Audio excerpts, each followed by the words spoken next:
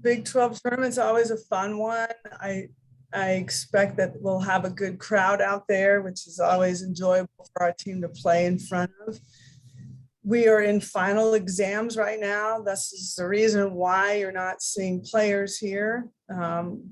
It's important for us to try to kind of get them out of the final space and into the softball space. So all of our finals will be done by tomorrow. And I'm trusting that we're going to have the energy to step in on Friday and do our thing. Yeah, we'll get started with Eric Bailey. Patty, it's getting warm out. It's starting to feel like softball weather out there now. The weather's getting warm. Yeah. I wanted to ask you about Nicole May. We look at this pitching staff. We have, you have a couple of new players on that staff, but I want to ask you about Nicole and just how important is that postseason experience going into the Big 12 tournament? She was big for you. Really, it all stops in the postseason last year. How big is having that arm on your staff? Very important, not just the arm, but the experience that you mentioned is important for Hope, who is a super senior, but has never been on these kinds of stages. So I think Nicole May can lead her in that direction, as well as Jordy.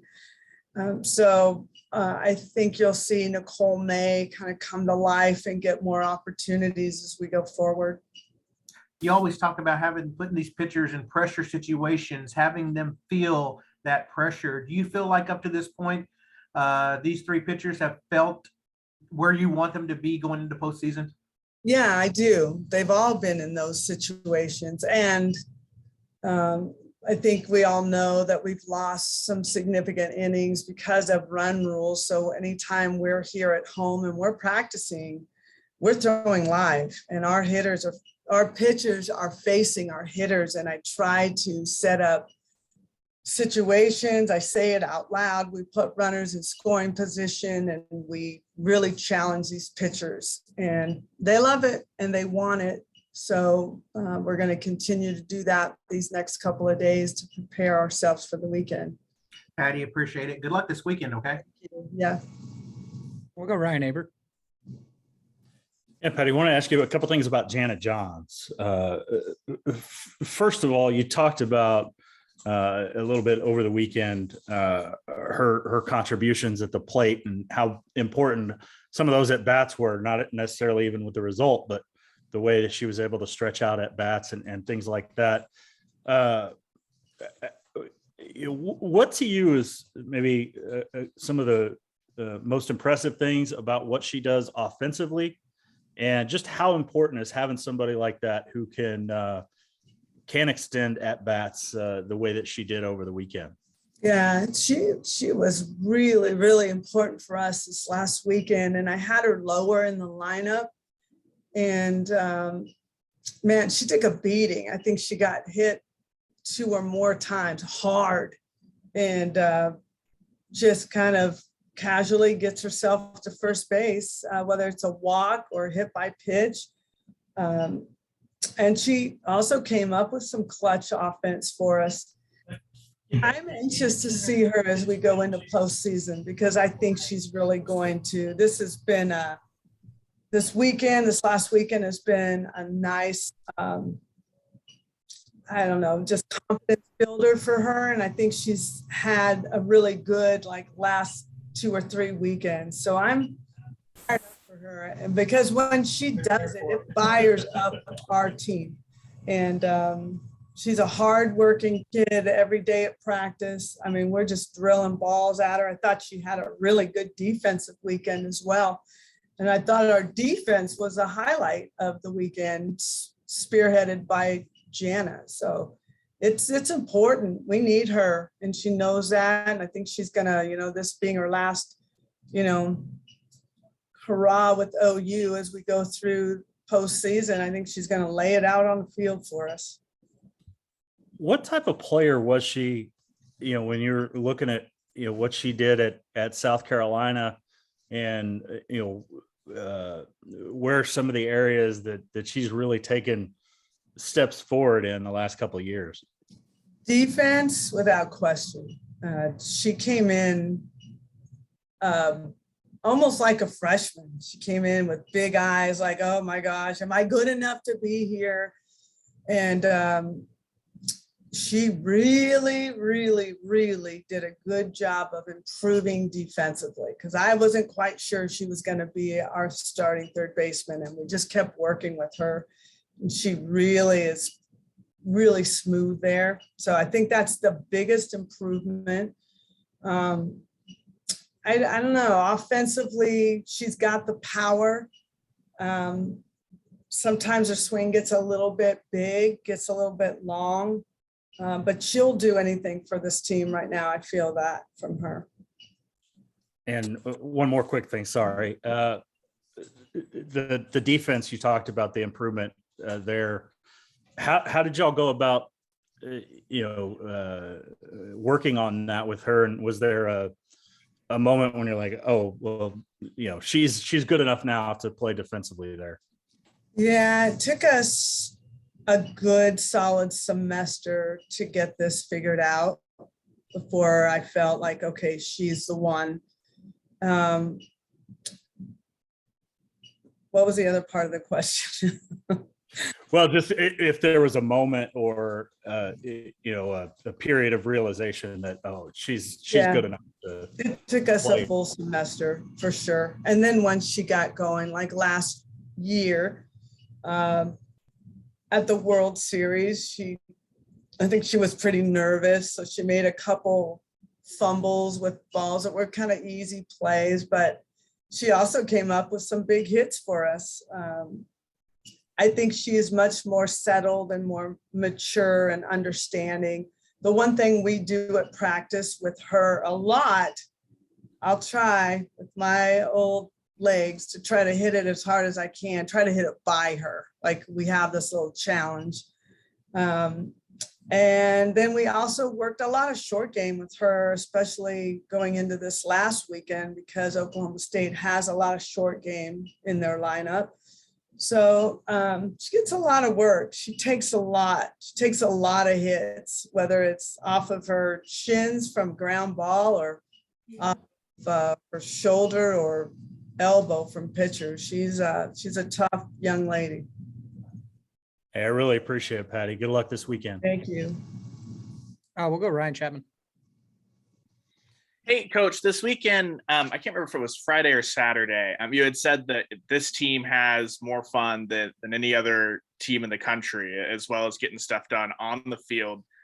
Throughout your career, has that been a difficulty to find that balance of letting the team kind of embrace that personality while also making sure they're locked in? And if not, kind of what's been able to make sure that they can continue to have that fun and passion while still playing at a high level? Yeah, I think sometimes we as coaches try to keep our thumb on what's going on. And I've used this, and I don't know other coaches can relate to it, but sometimes it just feels like you're on a hamster wheel and you just, whether it's, and it's coaches as well, like these guys get up, they go to workout, they go to class, hopefully they eat breakfast, but maybe not.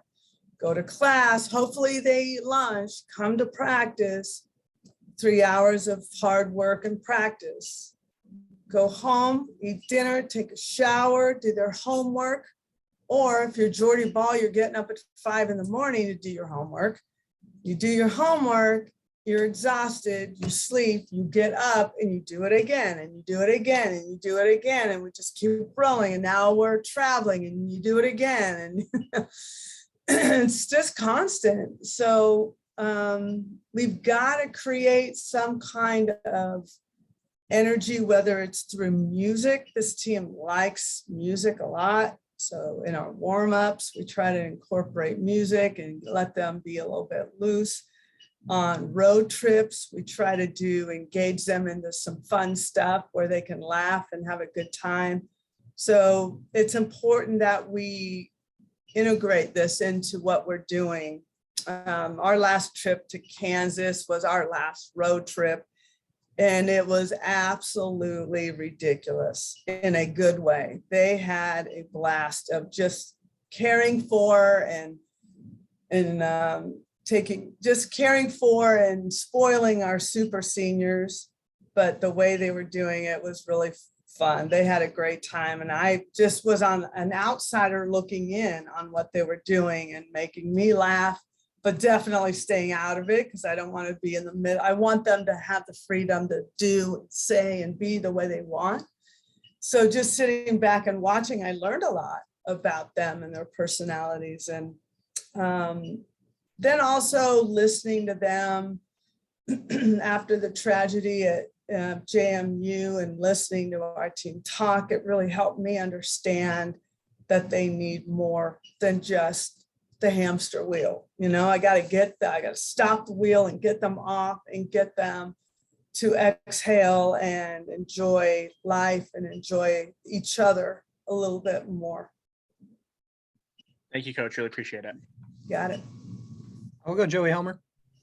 Yeah, Patty, I know we've talked at some length about it, but I wanted to ask you a little bit more about the replay that's been installed in the game this year. And what have you liked about it? What would you like to see maybe added to it? And then I asked this because in the Alabama and Missouri game the other day, there was a 3-run homer that was knocked back in the field of play, but I don't know if you saw it, but it ended up being a home run that shouldn't have been a home run, and they weren't able to review it. So just your thoughts on what's been good about it and what you'd maybe like to see added or changed to it. I think it's been great for the game. I'll tell you, as a coach, it's like so nerve-wracking to wait for them to come out, and it's big dramatic. Like here they come out of the indoor facility and they're walking, and I'm like, what's the call? Let's make the call. What's the call? And when we win, it's almost like someone hit a home run and we're so happy about it. Like our team cheers like something just happened. But usually it's a very pivotal play in the game. So I have loved the fact that we've gotten it right. The calls right. I wish everyone had better cameras. And the reason why we had some things overturned is because we had ESPN's $100,000 cameras that are able to super slow-mo, and you see it clearly. A lot of the cameras that universities are buying we don't have the money for that. So when you slow-mo, it's very grainy and you just can't see it as well. So I think better cameras or more cameras are important to have. I wish there were more things that we could challenge, but there's a rule as to what we can challenge and what we can't. And I know sometimes I wish that I could go question after they look at it, but I know that I can't. So those are like some of the do's and don'ts of it all. I also wish that these feeds were going to another umpire, maybe even sitting up in this press box, that if you see a play and it looks close, that you could already go back and begin to review it so that when we call up to you, you have the call and it's ready to go. I think it's hard for umpires to walk away from the field and be gone for 5 minutes and then walk back. I think you lose a little bit of momentum from the game. I don't know if fans would tune in or out from that, but I wish there was just a quicker resolve for this that doesn't interrupt the momentum of the game. We'll go Jenny Carlson. Hey, Patty, I have a fun question to start with, and then I actually have a serious question I want to ask. The dance after the championship was won on Friday night. I understand that was actually somebody on staff suggested calling the Palm Squad to come and teach the team. What was the genesis of all that from your perspective? Well, exactly what I had talked about earlier. It's trying to get them doing something off the field that is a little more fun for them. And they love music. We had done this a while ago. I can't remember what year it was, but we did this a while ago. And the Palm Squad is tremendous to work with us. So she came in and taught them this dance. And once they got the moves, and they practiced it a lot, allegedly. This is what they're telling me. But when they put it out, I had seen pieces of it and I'm like, oh, keep working, keep working. We're not ready. You're not ready to showcase this. But when they did it on that Friday, I was impressed. I thought they did a really good job. And the one person that was like the leader of the rhythmic group here is Riley Boone. And she was the one that was off. So I was a little surprised, but I was impressed. I thought they had a good time with it and they showcased it really well. But that is another example of things that we try to do to take their mind from softball and just kind of connect as a team. That competitiveness that they showed to get out and practice and get it ready to go. It sort of makes me think back. You've said a couple times during this year, whether it was early in the year, challenging this team to, how good can you be? Can you be one of the best? And then talking about, sort of that blue collar work where you had them picking up trash and leaves and stuff. What's been your overall feeling about how this team has, put it out there, been competitive throughout the year? I've been, truth be told, I've been really proud of how they've gone about the season. There's been a lot of pressure on us. I feel that the expectation, and we're pleasers. We're a pleasing team. And I think just maybe women in general are just pleasers. We want to make you happy. We want the crowd, the solid crowd. We want to win for you. We want to make you happy. If you're in Home Run Village, we want to come out. We want to say hi to you and say thank you for coming. And I think we just, we want to represent Oklahoma. We want to be pleasing to the state. We want to be the team you want to root for.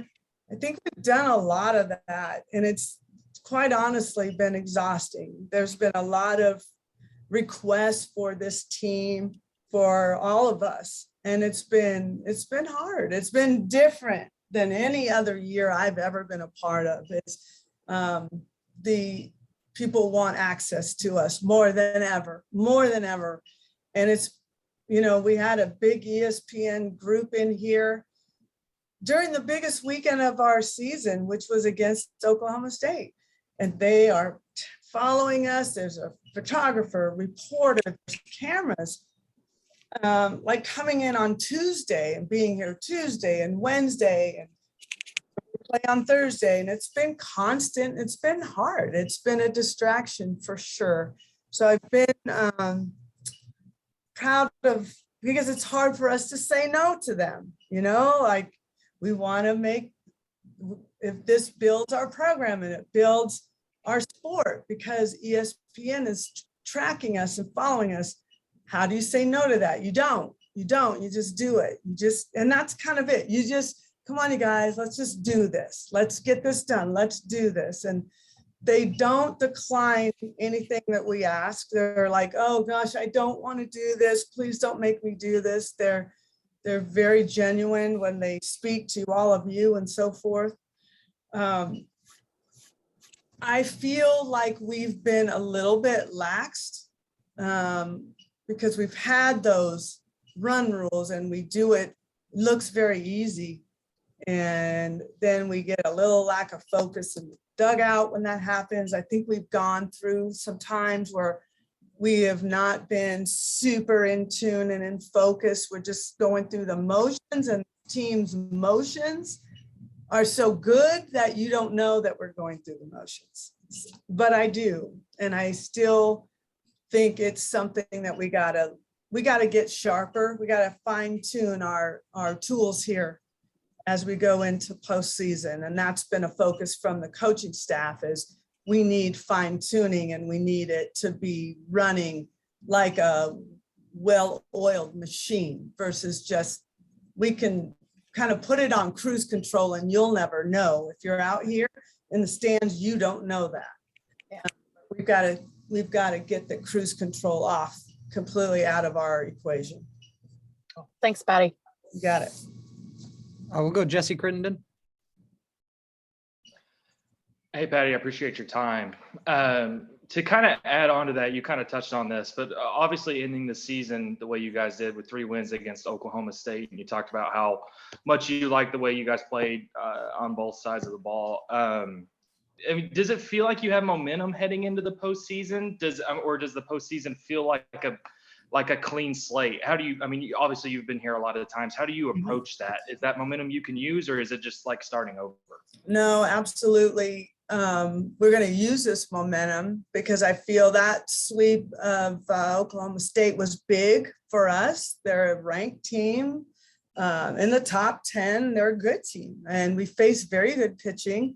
So I feel the fact that we didn't swing our best, but our defense and our pitching did the job. And if you can get 2 of 3 working very well, you're likely to have a success. If you can get all 3 working at one time, you are guaranteed success. So I think offensively, we got to fine tune some things, like I was saying, for some of our athletes. So going into postseason is like a new chapter. So we kind of take this, like this is the end of the book, and maybe you weren't a big, you didn't have a big part, or you were not the main character in the first 2-3 chapters of, the beginning and the middle of our book, but the ending is open for anyone who wants to be the main character.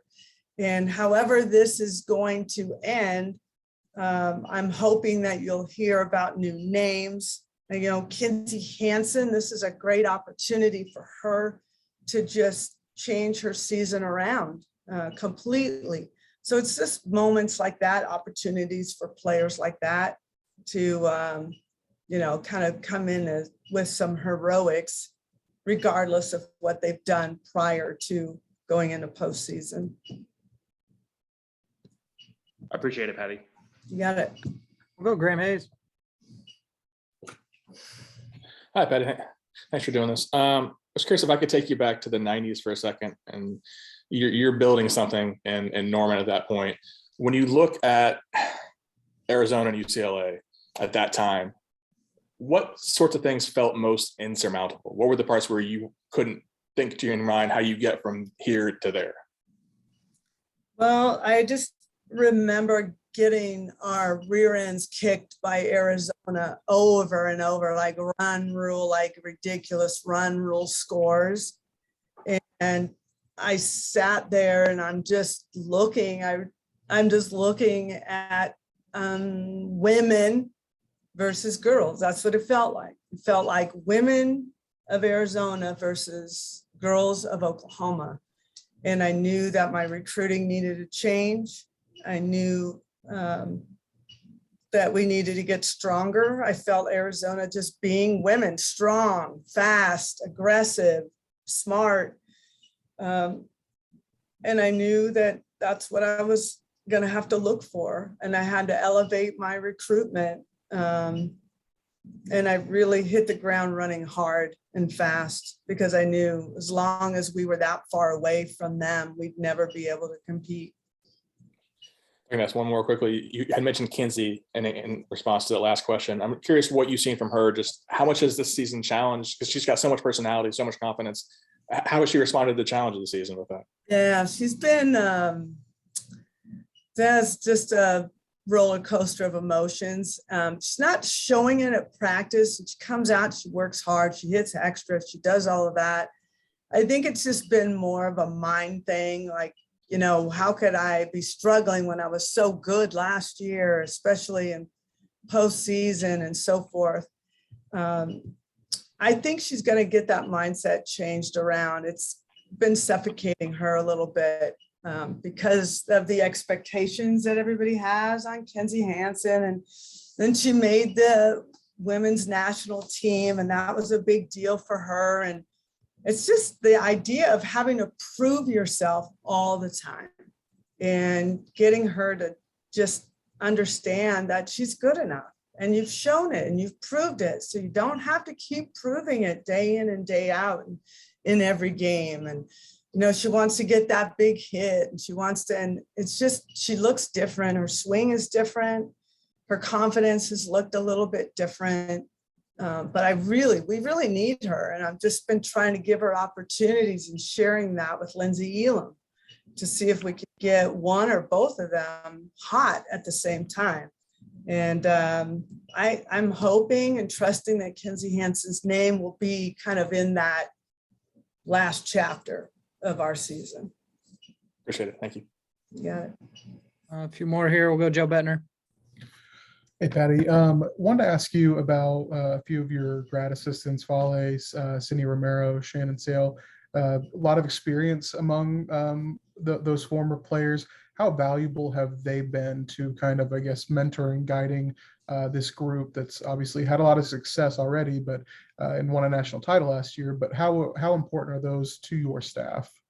Tremendous. I can't even tell you how important it is to have specifically those three, but the comfort and understanding that they have with our program.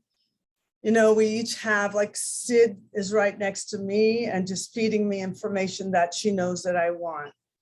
Fale with JT in the indoor and helping and assisting him. Shannon is assisting Jen Rocha.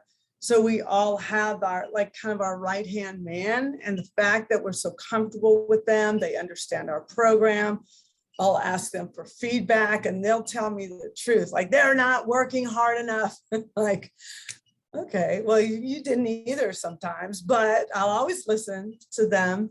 They have a good understanding of what's going on day-to-day operations and so forth. They have just been rock stars for this program. And I'm really excited because I think all three of them are about to go out into the coaching world now. So the branches of the Oklahoma coaching tree continue to grow. And I think all three will be fantastic in the coaching world. So that makes my heart very happy. Quick follow-up. Was it easy to tell from those three specific players from the time they stepped on campus that they had the makings to be a good softball coach one day? They were all a little bit shy. I think Shannon had the biggest personality, and Shannon was always real fun and goofy. And I thought, oh gosh, but she has really settled and she is really, really good. I've got to sit in and listen to her at camp, talk to some pitchers, and I was really impressed. And I think Shannon is going to be a fantastic pitching coach. She has really settled herself down, but she really communicates well. Fale is like the master of all. Fale can do a lot with video and clipping and making highlight tapes. She's really good at picking pitches from the dugout. She is really good with hitters. Sid, really good with fungo, really good with defense. Really has a good eye, looking at little things that I'm not seeing. So they are really, I guess I take a lot of pride in saying that because I think a lot of it they learned from our program. But they all, Sid and Fale were a little bit shy coming into the program, but now definitely that's the signs of girls. And now they're definitely women who are ready to go out and lead a program somewhere. And they're going to be really, really good. And I think players are going to enjoy working with them. Thanks so much, Patty. Got it. We'll go Eric Lopez. Coach, talk about the Big 12 tournament formats change. It used to be pool play. It's not pool play anymore. What went into that decision, and do you like the change?